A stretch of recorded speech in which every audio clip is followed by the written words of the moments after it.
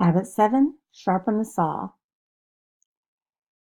The time to repair the roof is when the sun is shining. U.S. President John F. Kennedy. Do you ever feel imbalanced, stressed out, or empty inside? If so, Habit 7 is going to be a huge help because it's been especially designed to deal with these problems. Why do we call it sharpen the saw? Well, imagine that you're going for a walk in the forest when you come upon a guy furiously sawing down a tree. What are you doing, you ask? I'm sawing down a tree, comes the reply. How long have you been at it? 4 hours so far, but I'm really making progress, he says, sweat dripping from his chin. Your saw looks pretty dull, you say. Why don't you take a break and sharpen it? I can't, you idiot. I'm too busy sawing.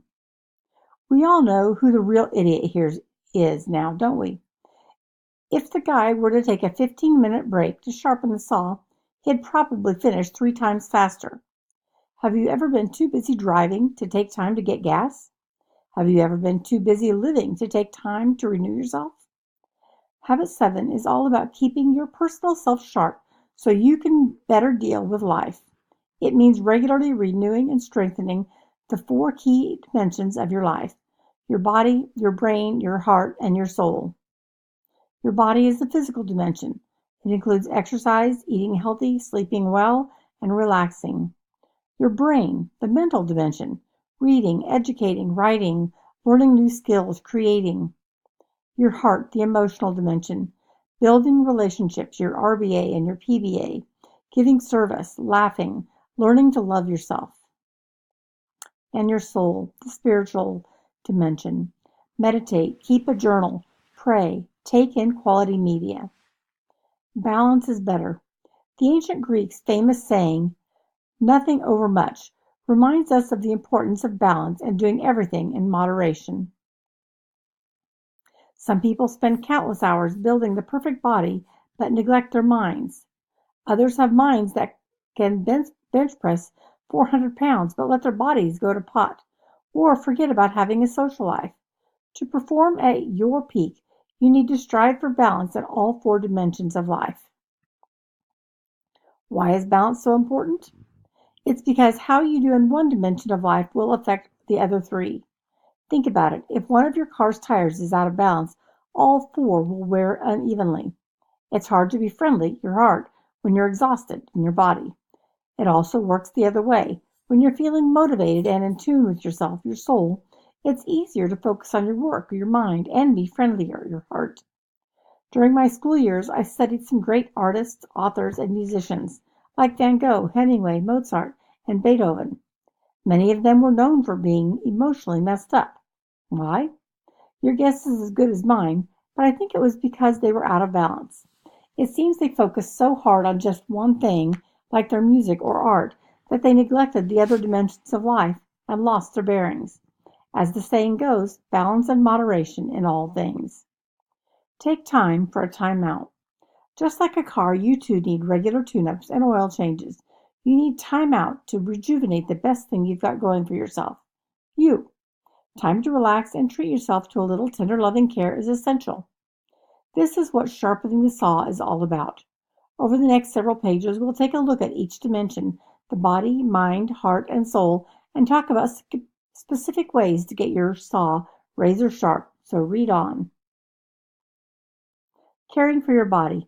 I hated junior high. I felt awkward and unsure about who I was, and my body started undergoing all sorts of weird changes.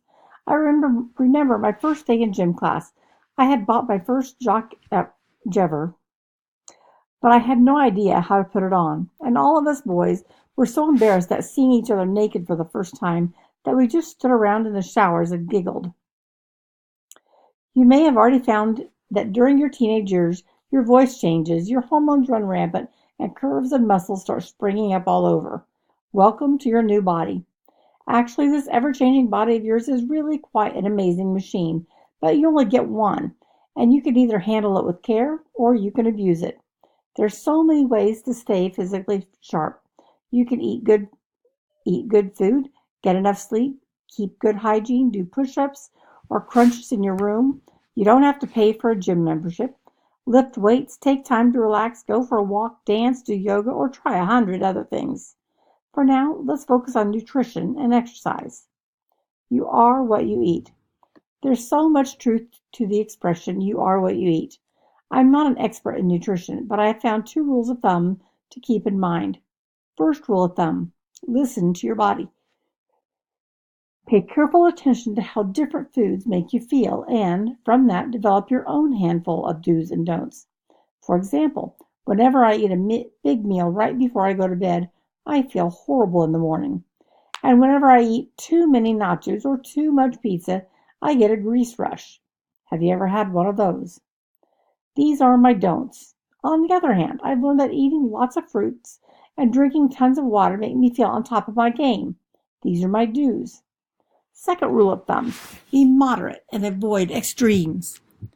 For many of us, it's often easier to be extreme than moderate, and so we find ourselves jumping back and forth between eating like a rabbit and eating like a pig. A little junk food on occasion isn't going to hurt you. I mean, what would life be like without an occasional Slurpee? Just don't make it your everyday fare. Teen obesity is on the rise, and it comes with a boatload of health risks, including type 2 diabetes, asthma, high blood pressure, and other problems you don't want. If you are overweight, it doesn't have to get in the way of the rest of your life. You can take control. It's simply a matter of a healthy diet and moderate exercise. Talk with a doctor or health expert for advice. Read up on nutrition and exercise. For starters, just try losing 10% of your body weight at a healthy rate of 1 to 2 pounds a week and no more, and watch how good you'll feel. The USDA MyPlate is a balanced approach to nutrition that I recommend. As you can see, it encourages us to fill half our plate with fruits and vegetables. The other half should be filled up with whole grains like oatmeal or whole wheat bread, and healthy proteins like fish, chicken, nuts, or beans.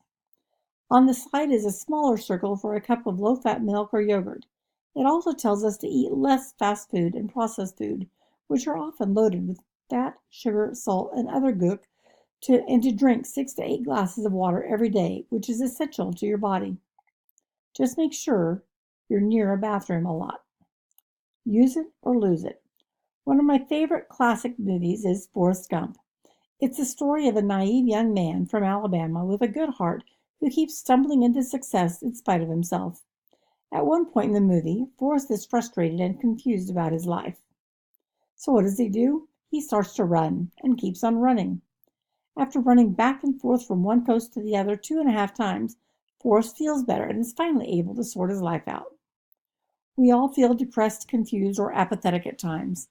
It's at times like these when perhaps the best thing we can do for ourselves is to do what Forrest did, exercise ourselves better. Besides being good for your heart and lungs, exercise has an amazing way of giving you a shot of energy, melting stress away and clearing your mind. There's no single best way to exercise.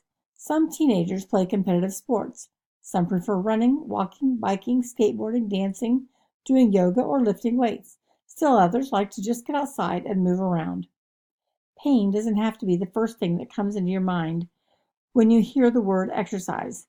Find something fun that you enjoy doing so that it's easy to maintain a consistent workout schedule. For best results, you should exercise for 30 minutes or so at least 3 times a week.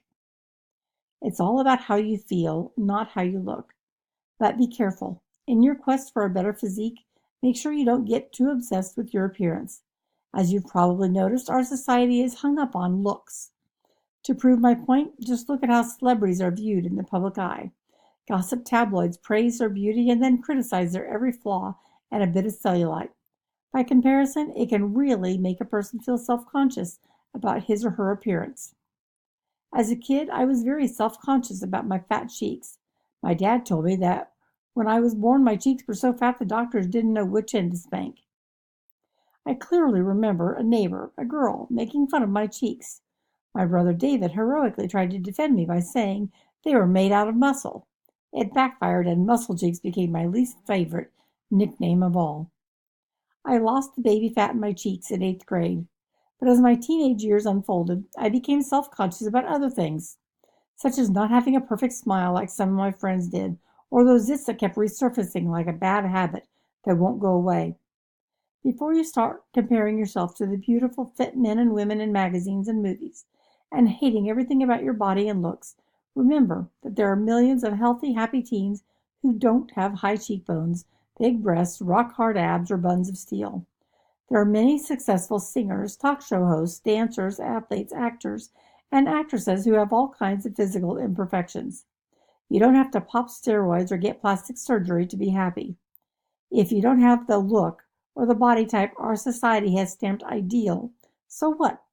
What's popular today will change tomorrow anyhow. And the grass is always greener. Someone in your class might wish they had your dimples, even while you're wishing they'd just disappear. Embrace the way you look naturally. Even if you don't find it beautiful right now, there's always someone who will. Seriously, there are a lot of people who love curly hair or crooked noses or gap teeth and find these eccentricities beautiful and unique. The important thing is feeling good physically and not so much your appearance. Oprah Winfrey said it best. You have to change your perception. It's not about weight, it's caring for yourself on a daily basis. Real life or art? Besides, if you didn't already know it, what you see on screen or on paper isn't real. They're images. They're tweaked to make the already ripped guys look even more ripped, and the already thin women look even thinner. Thing is, those celebs are just like us. They get the occasional pimple, their hair frizzes, and their stomachs spill over their waistbands sometimes. The only difference is they have a crew of retouchers to cover these flaws. Beyoncé has been known to criticize magazines and clothing brand companies that try to crop out her curves and make her look like a stick figure, knowing full well how much it distorts beauty expectations of her fans. As a New York Times article by Stephen Lohr points out, the photographs of celebrities and models in fashion advertisements and magazines are routinely buffed with the helping of digital polish. The retouching can be slight, colors brightened, a stray hair put in place, a pimple healed, or it can be drastic, shedding 10 or 20 pounds, adding a few inches in height and erasing all wrinkles and blemishes, done using Adobe's Photoshop software, the photo retoucher's magic wand. They're setting up some pretty unrealistic expectations, huh? Some argue that any retouched photos should be marked so audiences know that what they're looking at is about as real as a computer-generated image. Remember, our fetish with skinny and chiseled bodies hasn't always been trendy. Wouldn't it be nice to have lived in 18th century Europe when being overweight was in, or during the Dark Ages when everyone wore baggy robes and no one really knew what your body looked like? Boy, those were the days. Of course, you want to look your best and be presentable, but be careful. Becoming obsessed with looks can be dangerous. It can lead to severe eating disorders such as compulsive eating, bulimia, or anorexia, and to addictions to performance-enhancing drugs like steroids. Abusing your body in order to be accepted by someone else is never worth it. If you're struggling with an eating disorder, you don't have to feel alone. It's a very common problem among teens. Humble yourself and admit you have a problem and get help from friends, family, or groups that specialize in the kind of thing. At the back of this book, I've listed some organizations that can help. I can quit whenever I want. There are ways to care for your body, and there are ways to destroy it. Using addictive substances such as alcohol, drugs, and tobacco is a speedy way to do the latter. Alcohol, for example, is often associated with the 3 leading causes of death among teens: car accidents, suicide, and homicide. And then there's smoking, which has been proven to cloud your eyes, cause your skin to prematurely age, yellow your teeth, cause bad breath, triple your cavities, cause receding gums, discolor the skin on your fingertips, create tiredness, and, of course, cause cancer. There are no reasons left to smoke besides thinking it looks cool, but even that logic is out of date. According to the Massachusetts Department of Public Health, smoking isn't as attractive as you think. In a study, 8 out of 10 guys and 7 out of 10 girls said they wouldn't date someone who smokes. So if you smoke, you better get used to kissing that cigarette.